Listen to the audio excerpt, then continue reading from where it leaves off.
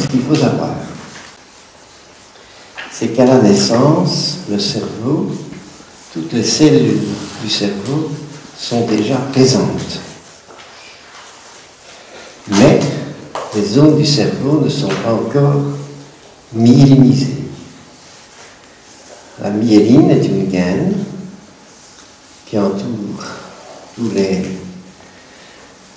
prolongements des cellules nerveuses et qui permet de fonctionner plus vite et de fonctionner vraiment. La myélinisation commence toujours au niveau du cerveau vestibulaire, c'est-à-dire au niveau du tronc cérébral, au niveau des zones vestibulaires, et va d'un côté vers le bas du corps jusqu'aux pieds, et en même temps, elle envahit les zones cérébrales qui se sont constituées après le vestibule. Comment ça? À la naissance, seules les zones reptiliennes sont myélinisées. D'ailleurs, l'enfant, dans son berceau, a des attitudes de reptile. Pendant la première année, deuxième année, ce sont les zones mammifères. C'est à ce moment-là que l'enfant est capable d'émotions, de réactions émotionnelles. Puis après viendront les zones hominiennes avec les possibilités de parents.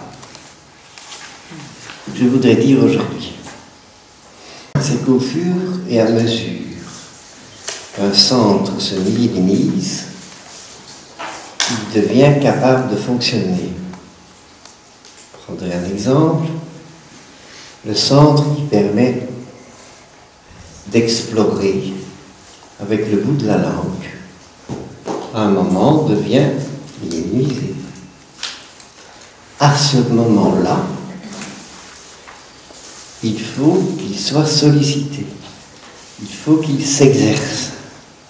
C'est l'exercice même qui va lui permettre de se maturer beaucoup plus, finalement, d'avoir ses caractéristiques de fonctionnement propres.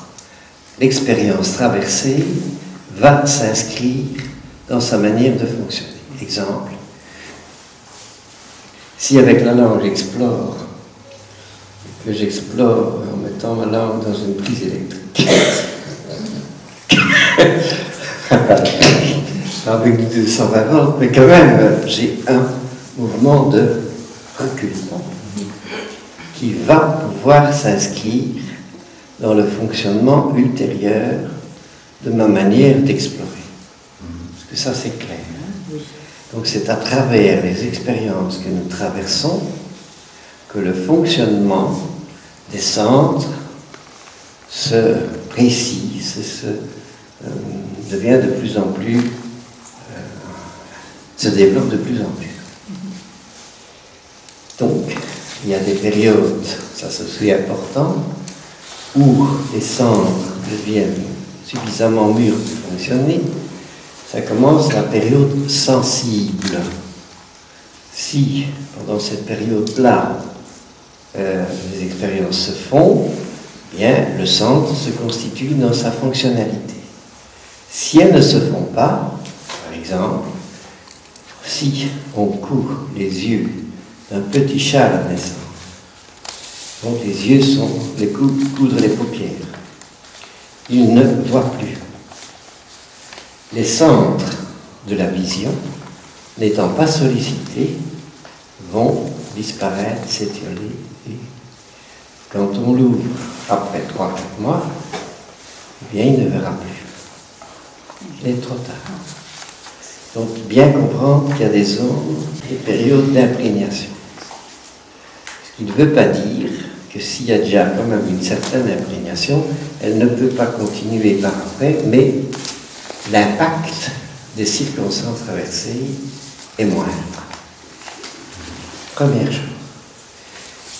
Deuxième chose, l'ensemble des zones des centres nerveux, arrivant à maturation, devenant fonctionnels, à un certain moment, entretiennent des relations entre eux.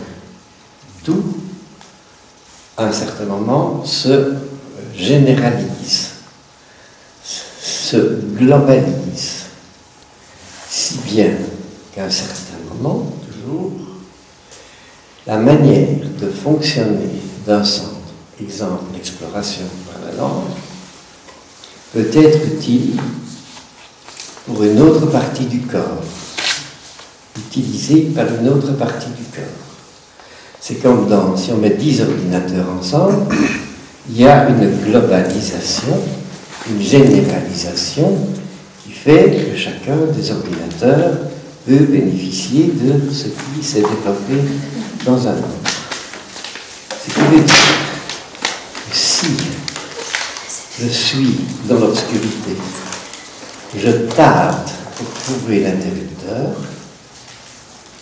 si on filme ça en infrarouge, peu importe, la manière de tâter va être exactement la même que celle que j'ai avec le bout de la langue pour tâter ce qui entoure. Si je vais à la piscine, je tâte pour sentir si l'eau n'est pas trop chaude ou trop froide. La manière, et si on filme la manière d'explorer l'eau, comme on filme la manière d'explorer l'interrupteur ou ma langue, vous avez 3 manières de faire qui sont exactement identiques. Donc le geste psychomoteur est exactement le même. Donc il y a une généralisation qui fait que chacun de nos gestes, de nos manières de faire, peut être utilisé dans un autre domaine du corps. Ça va? Si bien que quand vous entrez par la porte, ce qui est là, c'est le programme général. Alors les différentes actions que l'on peut percevoir, écrire, s'originent chacune probablement dans un centre différent, qui au départ a une histoire particulière. Chacun de nous, pour chacune de nos actions, a une histoire particulière. C'est la globalisation que l'on voit dans une entrée de porte. Comme on verra la même réaction si on observe quelqu'un dans la manière dont il déjeune, ou dont il marche, ou peu importe. Vous voyez toujours les mêmes types de réactions. Est-ce que je m'explique? Ce qui veut dire c'est constitué à travers mon histoire une manière d'être au monde qui m'est personnelle. On appellera l'invariant, dans le sens où le ça de Freud, si vous voulez. Ce qui perdure, ce qui fait que je suis moi. Si je rentre et que je réagis totalement différemment que d'habitude, ma femme ne me reconnaît plus, non? Si on me fait une lobotomie, etc., on détruit pas mal de structures et de globalisation, on n'est plus le même. Donc ce qu'on va bien chercher toujours, c'est l'identité de la personne. C'est pas faire un diagnostic, il est schizophrène, c'est-à-dire des adjectivations, mais l'identité se voit dans la permanence d'être au monde. On va toujours chercher cette permanence. C'est cette permanence qui nous permet de réussir tout ce que nous faisons. Parfois, quand même, il y a des détails qui sont embêtants. Donc, c'est à travers les thérapies qu'il faudra changer le programme. Pas tout le programme, ce programme-là. Ok? Ceci est vrai déjà pour n'importe quel mammifère. Ce que je viens de dire n'est pas spécifique à l'homme. Je redis la même chose maintenant. Quand advient la parole, quand advient la parole, quand je peux m'exprimer, quand je peux communiquer, ça se passe. J'ai la notion d'espace à partir, donc, le loin, le près, à partir de l'expérience que mon corps me permet. Si je suis un enfant, sauf des noms, sans bras, je ne peux pas avoir l'expérience de ce qui se passe à une distance de bras allongés, loin de mon corps. La distance de bulle ou la distance de sécurité, où on est maître, on peut intervenir, que vous avez éprouvé hier ou avant-hier, dépend de la longueur de mon bras. Si j'ai donc un bras petit, la distance de sécurité va être différente. L'image que je vais me constituer de l'espace, on aura du temps, etc., est donc dépendante des possibilités corporelles de départ. Ça va? À un certain moment, pouvant parler, ayant expérimenté des choses, l'ayant vécu, ayant donc des concepts loin, près, vécus, pas encore dire, il suffira d'ajouter un mot, et toutes les langues peuvent ajouter des mots différents, sur ce qui est loin et ce qui est près. Dans la manière alors dont je vis les choses, dont j'utilise ces concepts, et dont je les nomme, va donc dépendre d'un vécu de généralisation de base qui s'est constitué à travers des expériences premières, comme je l'ai dit. Je peux dire encore la même chose. La manière dont je vais exprimer le monde va donc dépendre de mon expérience traversée. Si maintenant, dans l'expérience que je traverse, exemple, ma mère a des inquiétudes énormes quant à sa capacité d'être une bonne mère. Elle a toujours besoin de se rassurer d'être une bonne mère.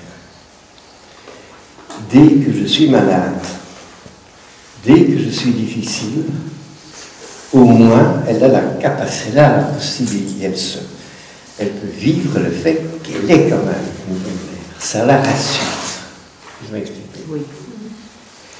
Moi qui connais ma mère, qui suis un mammifère, tous les mammifères ont besoin de l'attention des parents. Les crocodiles, les serpents, ils pondent des œufs, puis ils n'en ont pas. Les enfants n'ont rien à voir avec les parents. Nous sommes mammifères, nous avons besoin de l'intérêt des parents. Ce n'est pas une question psychologique, c'est vraiment biologique, c'est vital, c'est survivant. Pour survivre, je dois donc intéresser ma mère. Comment est-ce que je ferais bien? Je ne sais peut-être pas tout, je ne connais pas, mais je sens bien que si je lui permets d'être une bonne mère, en étant malade, en étant difficile, eh bien à ce moment-là, je sens et je vis, j'éprouve, je traverse une expérience où vraiment elle s'intéresse à moi. Je vais donc constituer une image du monde, une image de ma mère, comme quoi, pour qu'elle s'intéresse à moi, vive la maladie. C'est la voie royale de la survie. C'est la voie royale aussi d'être difficile. Parce qu'à ce moment-là, si ma mère est occupée, mon père est occupé à ses affaires, etc., il s'occupe. Il y a autre chose à faire que moi. La seule chose, c'est d'être difficile et de l'obliger à s'intéresser. Ou au contraire, si c'est très fort, il ne faut surtout pas déranger. Et bien alors, à ce moment-là, je vais devenir sage comme une image. Où je vais constituer l'image du monde, donc le fantasme, le vécu profond, en fonction de ces expériences de survie. Et j'insiste, ce sont donc des inventions que j'ai dû constituer pour survivre. Mais maintenant, plus tard, pour moi, c'est évident, je dois être malade, ou je dois être infernal, ou je dois être monstrueux, ou je dois être tout ce que vous voulez, parce que c'est ça qui m'a permis de survivre. Et on tient beaucoup à ces fantasmes. On tient beaucoup à tout ce qui est immonde en nous. Et comme il ne faut pas dire, il faudra à un certain moment occulter ça. C'est une expérience de survie que j'ai traversée. Et donc, quand je suis adulte, je ne peux que remercier ce fantasme-là, cette façon-là de faire, elle m'a permis de survivre. Et remercier à deux aspects. Je remercie des femmes d'ouvrage, je remercie des ouvriers. Vous m'avez bien servi, j'en ai plus besoin. C'est donc ça le processus qui sera thérapeutique. J'en ai plus besoin. Mais on ne sait pas quitter quelque chose qu'on n'a pas vu, qu'on ne connaît pas. Et faire des efforts, c'est absolument inutile. Deuxième chose. La troisième élément. J'ai expliqué, au départ, c'est sentir. Et donc je me représente le monde à moi-même, les animaux primitifs, dans la sensation. Oui, parmi les sensations, certaines seulement, ce sont les perceptions. Chaque fois un manque et un gain. L'image mentale étant le troisième niveau de représentation. Et déjà dans la sensation, ce n'est pas quelque chose de statique, c'est quelque chose qui est en mouvement, qui est moteur. Sensation a un fondement moteur. La perception aussi.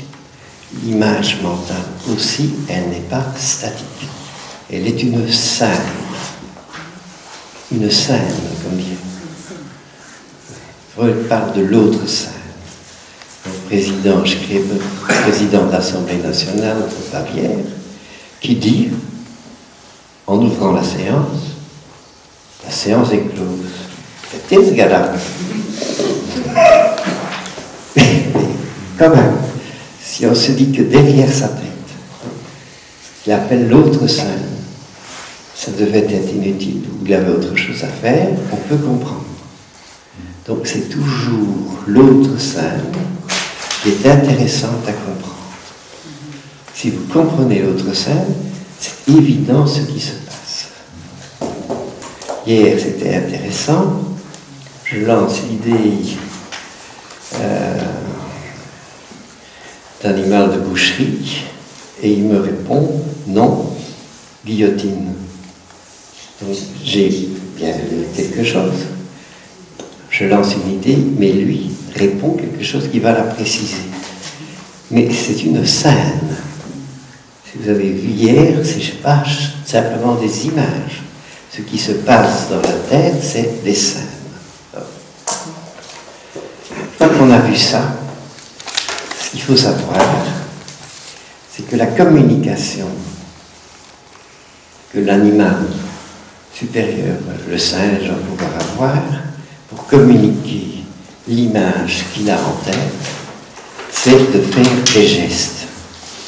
S'il veut communiquer boire ou bien s'élaper, nous, ce sera faire ce geste-là. Quand je fais ce geste, ça n'est pas vrai que j'ai un verre, il n'y a pas d'eau, je ne bois pas. Et je fais le geste de boire.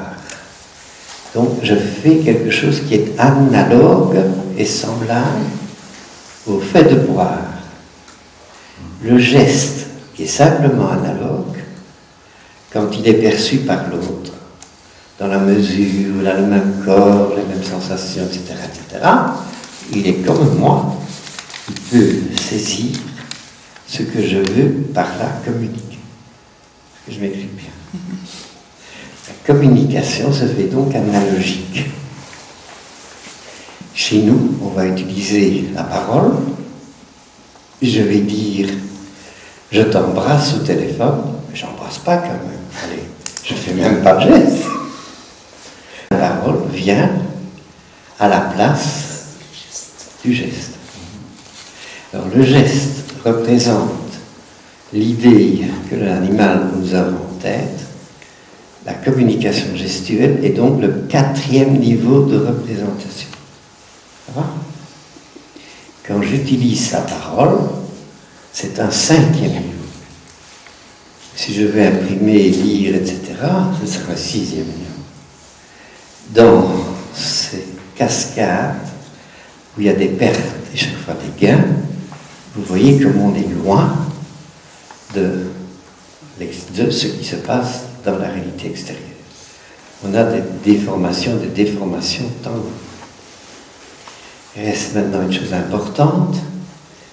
Quand un animal a une scène mentale et qu'il la communique, il n'utilise pas encore la parole.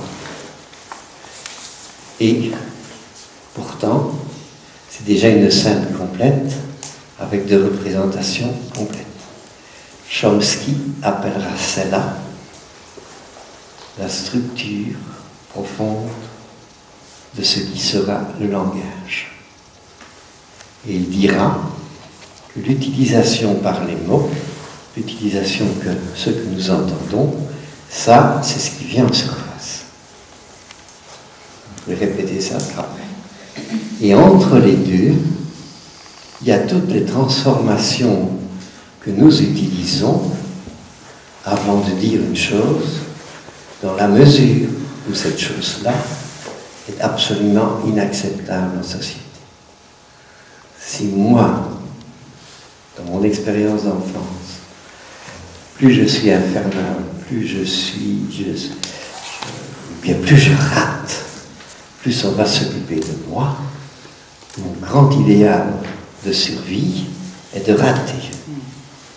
Je ne vais quand même pas venir en dire, vous savez, moi, ce qui importe dans ma vie, ce qui est vraiment le support de toute ma vie, mon grand rêve dans toute ma vie, c'est de rater. Je ne peux pas faire ça. Alors, il y a tous des moyens, des transformations qu'on peut étudier, notamment en PNL, mais enfin, il y a plus que ça, de la transformation de ce qui est ma structure profonde, donc les images fantasmatiques profondes, avant de les communiquer par le langage. Je m'explique bien. Si je connais bien le type et comment se font les transformations, je peux reconnaître les transformations et de voir comment la personne peut occulter la scène profonde qui est en elle. Cette scène profonde étant d'ailleurs appelée l'inconscient. L'inconscient qui est le nôtre est simplement la conscience des animaux supérieurs. On appelle ça la conscience primaire. Et chez nous, et chez l'animal supérieur. Mais ça correspond à ce que Freud a décrit comme inconscient. Et l'inconscient fonctionne de manière analogique.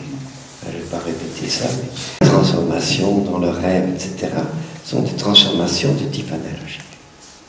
Alors, en résumé, vous voyez comment se constitue une manière d'être au monde, comment finalement elle va s'exprimer dans un fantasme, dans une image, dans une scène plutôt, et comment il faudra absolument la transformer pour qu'on ne puisse pas reconnaître des choses innommables, inacceptables, qui sont en moi, mais qui sont des rêves de survie.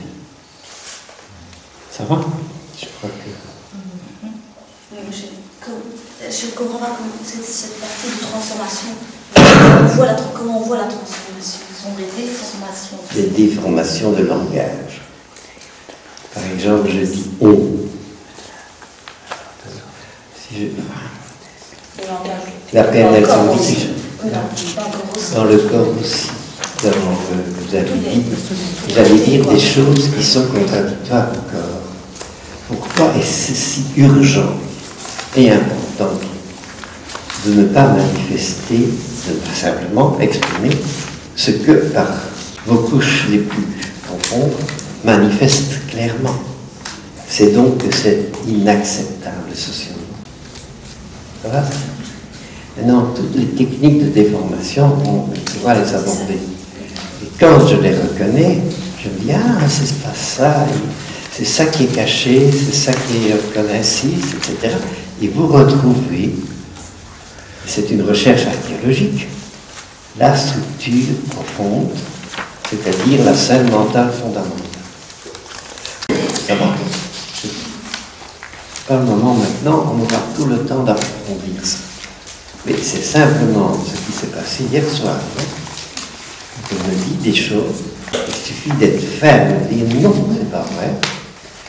Et puis alors, puisque j'ai dit non, que c'est pas grave de brûler ses enfants dans la cigarette, je ne sais pas, n'importe quoi, je donne la permission de pouvoir vivre les choses innommables qui sont dans la personne. C'est ce que je m'explique.